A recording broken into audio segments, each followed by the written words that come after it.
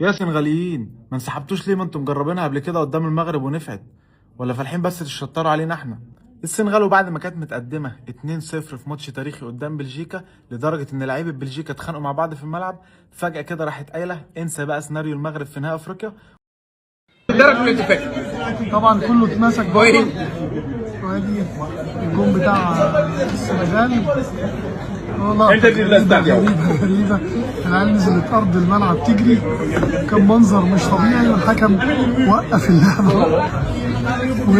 والسنغال فايزة يا جماعة 1-0 اللي جاي في الدقيقة 35 أو 32 أهو.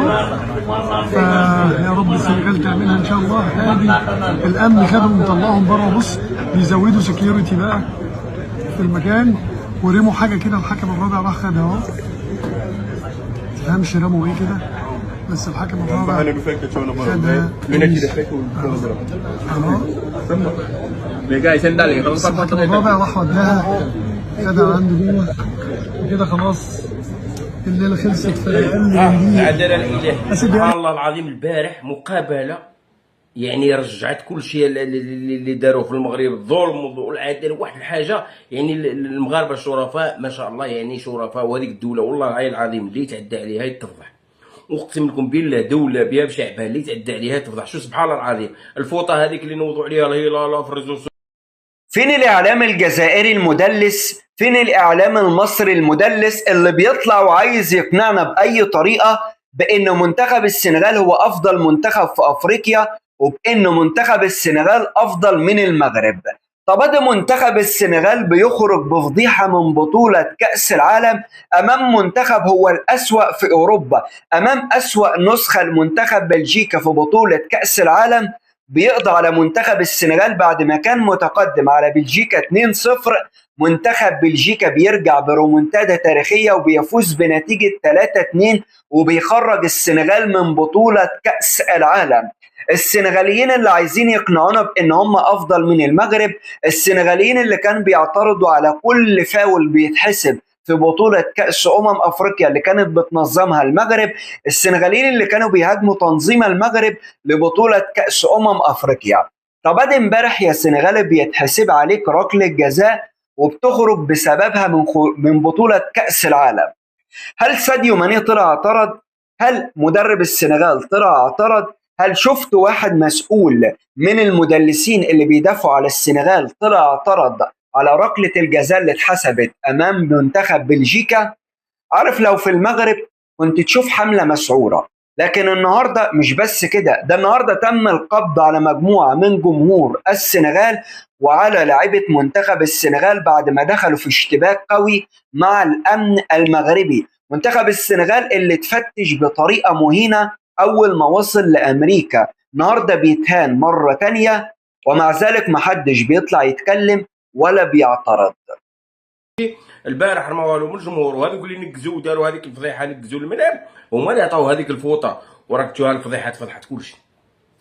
والبوليس قبضهم وراه جمعهم لانهم اصحاب الكريكري والسحر والشعوذه والروينه باش يربحوا، ولكن تفضحوا فضحه ديال الحكم الرابع رفدها وداها. والله القسم الا كارثه، وما قدروش يحلوا فمهم. ما قدروش يحلوا فمهم. الفضيحه الثانيه البيلانتي جا في واحد الوقيته حساس وكنا نستناوهم ينسحبوا، ما انسحبوش. المدرب خرج قال لك اودي حنا نحترموا قرار الحكم وكل شيء. تخيلوا مع الخط الحكم الرابع قال لهم تكحوز لهنا نعطيك الحمراء. البارح تفضحوا والعاده الالهيه رجعت للمغرب البارح. يعني مغاربه شرفاء، الناس هذوك راه اللي تعدى عليهم. حتى هذاك الفيديو اللي راه دار وكل شيء، راه كل شيء كذب في كذب. ما تفاعلوش مع هذاك الشيء وغادي تبان الحق عما قريب، غتبان الحقيقه. لانه تاني هذيك البلاصه هذيك فين كانوا الفانزون ولا هذيك انا شكيت فيها في قطر، وفي قطر لانه هذيك ما جايش في امريكا مع الله. يعني خاص لان غادي ان شاء الله مين ما تكونش شي ادله من امريكا وكل شيء. يعني امريكا بلد عظمى وما كاين حتى حاجه خارجه من تما وكل شيء كذب وكل شيء مفبرك. بصح النهار اللي غادي هذاك الشيء جيامته غادي تفضح. حاجه ثانيه السينيغال، هذاك هذاك اللي سجل الهدف قال لك على المغرب سوا ديزون وقال لهم منا وخارج في التلفزيونات وقال لهم احنا خاصنا نلعبوا على كاس العالم، ما نلعبوش على الناس. متكبر يعني العجرفه ديالو. شفتوا البارح قال المدرب قال له جمع قشك واعطيه. شفت البارح واش صرا لهم في الفيستير، تفركتوا سبحان الله العلي العظيم. يعني وهذاك الشيء اللي شافوه الجماهير المغربيه وحنا وكذا منا والاعصاب ولينير، شوف والله الا ولا لهم بالتريبل ومازال يعيشوا العذاب. كرة القدم هذه ما حد كاينه كرة القدم، ما حدهم ما اعترضوش ما يعتذروش من المغرب كشعب، وما يعترضوش بالدوله ويقول لهم حنا تعدينا عليكم وتكرفصنا، غادي يعيشوا العذاب الشديد. الى انا قلتها شحال هذه، قلت لكم هذاك الكاس اللي ديتوه كاس مسموم وفي الاخير رجع للمغرب، وها هو السم يجيكم غير بشويه بشويه. دخلتوا الاسبانيه فتشوكم وتبهدلتوا، الاوتيل مبهدل، الاتحاديه ديالكم فيها مشاكل، المدرب ما خالص، الروينه في الكوزينه. واليوم هانتوما الحمد لله البارح تشوهتوا، البارح تفضحتوا فضحه كبيره، فضحه كبيره وخارجين ما فهمتش، وزعما تسناو شي واحد يعاونكم. شفت لي ريمسي دارت واحد المنشور على الشيبي معاه، الشيبي عطاهم الحس، دارت واحد المنشور ومن زعما جايه بغات تكوموفلي لي ريمسي. مثلا المنتخب المغربي غادي يخرج المنتخب الفرنسي ونشوفوا واش غادي الايام بيننا. شوف كاع اللي ظلم المغرب ويخلص، والله الا يخلص، سواء يخلص عاجل سواء اجل، المهم سواء اللي فيه ما يخلص سبحانك يا عظيم. لانه الناس شرفاء، الناس انا شوف الحمد لله والله الا عاشرتهم وكل شيء وتعامل معاهم ورثتوها، هما موين القناه وكل شيء وحبابي، ناس مساكين طيبين. راه هذاك الاخر اللي راهم يديروه والتشويش اللي يديروه وسيرتو هذاك الفيديو المفبرك وخارج الروينه وكلامنا، هذاك غادي ندموا عليه. لانه علاش؟ لانه بنادم الحسد، الغيره، البغض. لانه المنتخب المغربي وصل لواحد المستوى عالي، وخاص يوشوشوا باي طريقه. راني شفت حفيظ الدراجي حط التصويره ديال قطر 2022 وما عايقش بها في لابوست ديالو. انا ما ندوش نديرو، ما بغيتش نطلعو، وحتى نتمنى حتى المغاربه يسمكوها، نتمنى كيما ماركو غادي نسمكوها عليهم، خليوهم حتى يتفضحوا راسهم، تخرج الادله غادي يتفضحوا راسهم. راه شحال ما سمكت، وشحال ما مشيت مع هذاك الهاشتاغ اللي دايرون المغرب، وشحال ما طرق لك وغادي تحميو المنتخب المغربي. اولا تحميه، تخلي المنتخب المغربي بعيد على هذا الضجيج ديال السوشيال ميديا، تشجع ابراهيم دياز واللعابه وتصيفط لهم رسائل. ورانا شفنا السيباري ما شاء الله الف مبروك عليه، مشى للبايرن ميونخ، تشجع اللعابه باش ان شاء الله باذن الله عندهم مقابله ديال كندا، وان شاء الله ما يكون غير خير.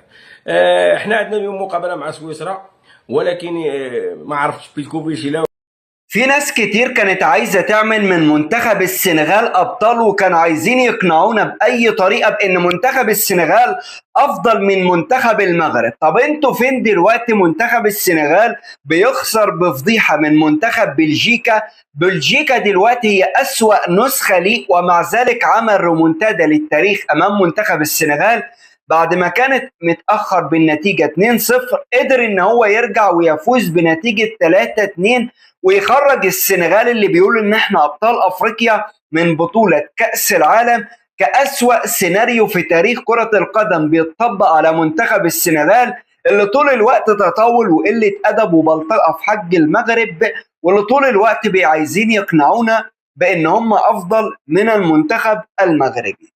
طب السنغال بتخرج رسميا من بطولة كأس العالم بسبب مين؟ بسبب ان هم طول الوقت بيتكلموا عن المغرب بشكل سلبي وبيقارنوا نفسهم بالمغرب وبالمغاربة. لكن سبحان الله حق المغرب بيرجع. التطاول وقلة الأدب اللي احنا كنا بنشوفها من جمهور السنغال ومن الإعلام الجزائري اللي تضامن مع السنغال ومن الإعلام المصري، ادي النهارده حق المغرب بيرجع. حق المغرب بيرجع، ومفيش واحد سنغالي بيعترض على الإهانة اللي بتحصل له في أمريكا وعلى المجموعة اللي تم القبض عليها النهارده من جمهور السنغال في أمريكا. ما شفتش واحد بيعترض، ما شفت السنغالي بيطلع وبيهاجم، ما شفتش واحد بيتكلم بشكل سلبي عن تنظيم أمريكا السيء لبطولة كأس العالم. لكن في بطولة كأس أفريقيا كانت حملة مسعورة من الإعلام المصري والإعلام الجزائري ومن السنغاليين، تشكيك وتقليل طول الوقت من المغرب والمغاربة.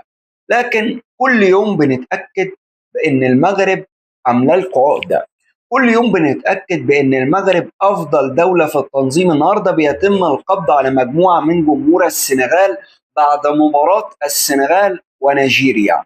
بسبب إيه؟ بسبب أحداث العنف والبلطجة وقلة الأدب والتطاول. تهاجموا المغرب، تقللوا من المغرب. لكن في أمريكا مفيش حد بيتكلم، مفيش حد بيعترض، الكل متقبل الإهانة وقلة الأدب والبلطجة، عادي جدا يتقبلوا هذا الأمر طالما في أمريكا. لكن في المغرب لا، تشوف حملات مسعورة وتشوف تقليل وتشوف بلطجة وقلة أدب من السنغاليين ضد المغاربة.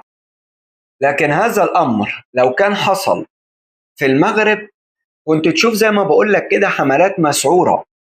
لكن الأمر ليه علاقة بأمريكا، خلاص احنا مش هنتكلم، لأن هم عارفين لو اتكلموا هيتضربوا بالجزم عادي جدا في أمريكا ومحدش هيدافع عنهم، ومفيش واحد سنغالي هيطلع يعترض، هيتقبل هذا الأمر. مدلس حقير كاره حاقد هيتقبل هذا الأمر عادي جدا. ده اللي احنا بنتكلم فيه طول الوقت. الناس دي بمليون وش، بمليون وش، بيخافوا، جبناء، ما بيتكلموش طالما الأمر ليه علاقة بأمريكا وترامب، وعارفين طبعا اللي هيحصل فيه.